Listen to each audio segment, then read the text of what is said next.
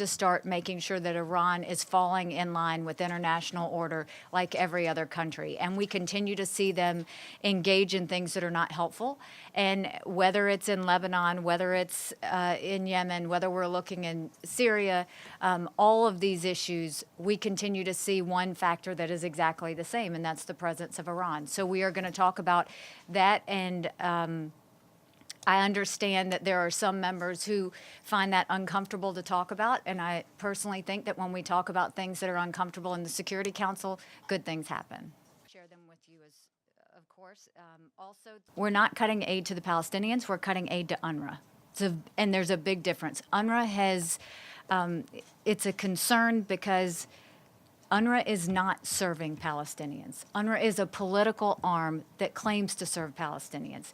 We have, for 2 years, asked UNRWA to reform itself because it has this ongoing number of refugees that is unsustainable. The United States will use. The people of Syria have been through too much. This is a tragic situation.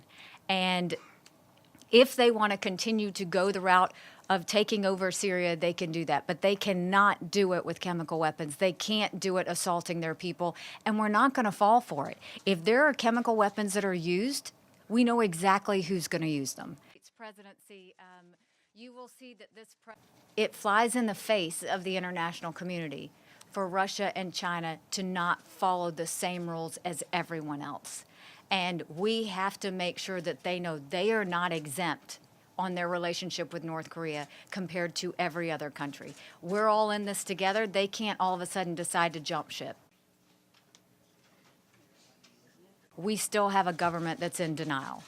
And there is still a military that refuses to be held accountable. And so we see Burma as a serious issue. You combine that with the two reporters yesterday that just for covering the issues in Burma, they are now being, they were sentenced to 7 years in prison. So we will get even more loud about that as well.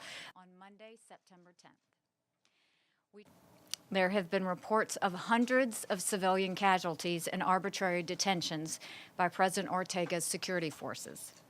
It's important that the world hear the latest on the violence in Nicaragua. It is critical that the Security Council be briefed on the situation on the ground, how the political dialogue is going, and what the Organization of American States is doing to help the situation.